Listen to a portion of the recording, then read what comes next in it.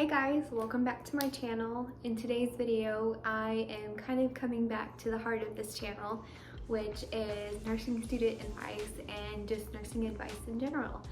So I hope that you guys enjoyed this video. I hope you find it helpful. Now that it is the end of the fall semester, a lot of students will be going into the spring semester and starting their nursing school program. So I thought it appropriate to post this video. So if you're a nursing student going into spring semesters, clinicals, or just starting nursing school in general, then hopefully you will find this video helpful as the new season approaches. So today's video is going to be about clinical advice / how to prepare for clinicals, because that's one thing most people have a struggle being fully prepared for and knowing how to prepare for it. So I hope you will enjoy this video, tag along, and give me a thumbs up if you do enjoy it. Remember to leave a comment down below if you have a question or if you feel like I've missed something in this video. So let's get into it. So, how to survive nursing school clinicals. The first thing that I would suggest is to have a calendar and keep up with it.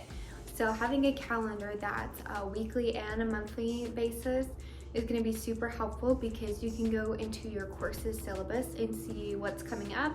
But most importantly, you should be writing down what days your clinicals are, what days your simulation labs are, what day your comps are, and what days your tests are.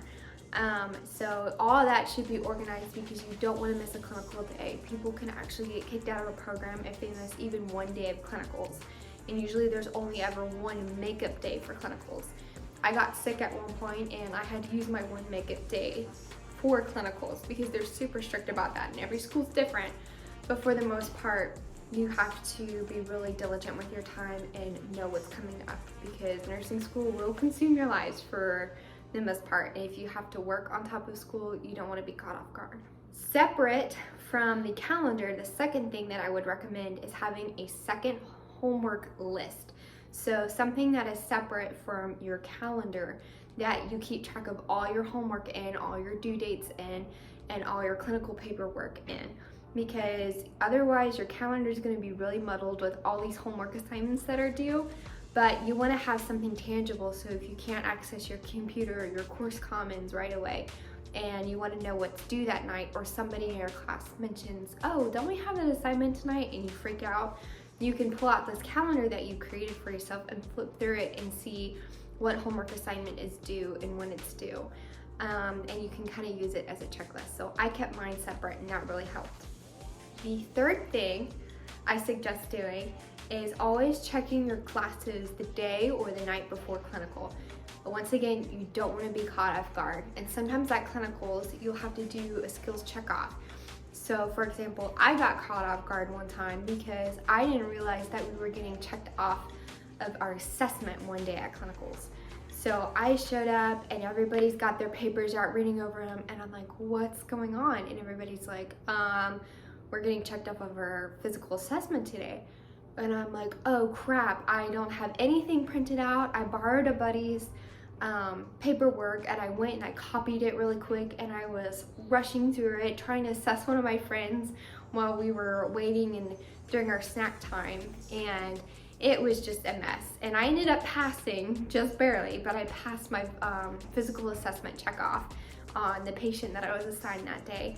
But it was still really stressful, and I don't want you guys to have to go through that too. So make sure you check to see what announcements are out, what paperwork is due that day for clinical, because sometimes you'll have to turn in medication cards or like a case study or something that day. You want to be prepared and you want to do it.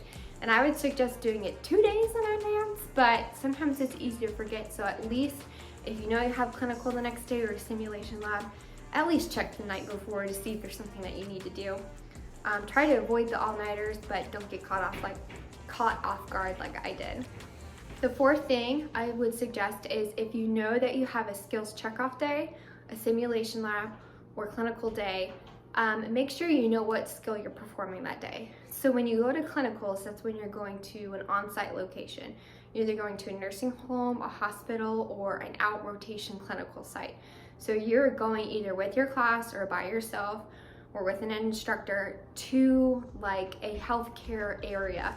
And typically you'll be assigned a patient and a nurse to follow that patient. Like, you're not going to be on your own taking care of somebody, so you can wipe that sweat away. But you will go with someone, at least an instructor or a nurse that you're going to follow. But sometimes they will have you do skills such as my physical assessment. I had to do that. Or you'll have to put an IV in at least once during clinicals, and they'll come and they'll check you off. Look and see what you have left to do, and then look and see if they're going to check you off of anything. And if that's the case, watch some videos on how to do it the night before. Your comp days are basically your skills days. So you'll either go to a lab or simulation lab to get checked off of certain skills, putting in an IV, putting in a Foley catheter, doing a physical assessment, putting an NG and E tube down, things like that. And usually your school will give you a checkoff list, so your instructor is going to hold it and stand there and watch you do it while you perform the skill. So make sure you print that off, you read over it a couple times, you maybe practice it on somebody, but don't be afraid to, one, ask an available instructor to show you how to perform that skill. Two, maybe you might have a nurse that you follow clinical show you how to do that skill. And three, watch YouTube videos on how to do that skill. I have one YouTube video on how to take vitals, because that is a skill for most nursing schools, so you can check that out in the link in the description box below. But make sure you watch a YouTube video. I did for IV insertion and how to mix TPA later on in my nursing school years, and it was so much helpful, and I felt much better prepared, because sometimes you only get shown how to do the skill once and then you're on your own, and a few people will post videos of the skill. But make sure you know what you're doing. I think this is the fifth thing I would suggest is always volunteer to do a skill when you're not under pressure for a grade or a comp. So like I said, when you go to skills lab, you usually learn how to do a skill, and then later on you come back and get comped off on it when your instructor's holding that paper and they're checking you off and making sure you can pass that skill. When they show it to you initially, a lot of times they'll be like, does anybody want to come up here and practice? Do it. I don't care what other people think about you, but you need to put that out of your brain, because the career you're going into, you're not always going to know how to do the skill right off the bat. Sometimes you'll have a charge nurse come in and help you, or a secondary nurse come in and help you do a skill that maybe you're not super familiar with. But in that moment, there is no grade, there is no pressure other than maybe the eyes watching you. Get that out of your head. Do it. You've never done it before, so nobody's going to expect you to do it perfectly, even though it's being shown to you that first time. Who cares what other people think, even if you mess up? Because chances are you won't be working with all the same people in that room, and you need time and practice to practice anyway, because you don't want to screw up that skill when you get to it in the real life. So take that opportunity. I didn't take enough, and I really wish I had volunteered more when we did the practice sessions before the comps, and you will thank yourself later when you ace that comp. The sixth thing is to create a checklist that you keep at your door so that you don't forget your stuff before clinical. This has happened way too many times to me and to all my friends. Somebody loses their badge or forgets to bring their badge to clinical and gets sent home. Somebody forgets their stethoscope and it's the same issue. Somebody forgets their gait belt. That was something that I had to bring. You don't want to do that. You want to be in full uniform with your badge, with your stethoscope, with your gait belt, with your light pen, with your clipboard, or whatever they've asked you to bring. Your hair pulled back, extra masks, extra eye protection, all that stuff, snacks. Have a checklist at your door, so before you even leave to go to clinical, you can look at that checklist and make sure you have it all with you instead of rushing out the door, because you'll thank yourself when you don't get sent home because you don't have your badge on you. So write down everything that your school wants you to bring and put that checklist at the door or in your car, and you'll thank me later. The seventh thing is to please bring snacks to clinical. There will almost always be time for you to eat a snack, or you'll want something at lunch, but take snacks, because there are times where maybe you didn't eat a lot of breakfast, which is my last tip, and you need to eat something, or you get the wonderful chance to go to the operating room or to watch a procedure at bedside, and you haven't eaten anything and there's nothing on your stomach. and then all of a sudden you really wish that there was, because your blood pressure drops and you pass out because it's your first time watching an IV get placed or a surgery happen. This happened to me. It happens to the best of us. It's okay. But don't be caught off guard. Take snacks with you so you don't get a low blood sugar or low blood pressure. And then that's my last thing, is never go to clinicals with an empty stomach.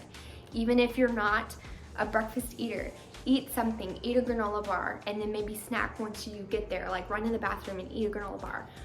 You'll thank yourself, because once again, if you go straight to the OR to see a procedure and you didn't have time to eat, you've already eaten at home, you had some kind of breakfast. The heartier the better, but I understand some people get nauseous eating first thing in the morning, and sometimes you're waking up at 5 in the morning to get ready or to drive. But eat something, even if it's just some coffee, because you do not want to pass out. And it's okay if it happens, but you don't want it to if you can avoid that. Those are all of my tips. I hope you guys found this helpful. If you did, again, let me know down below. And if you think that I missed something and you're an experienced RN, or you are in nursing school and you're almost done, let me know. And if I forgot it here, at least people can reference it in the comments when they need help. So hope you guys enjoyed. Don't forget to give a thumbs up and subscribe if you want to see more videos like this. Love you all and hope you're staying happy and healthy. Bye.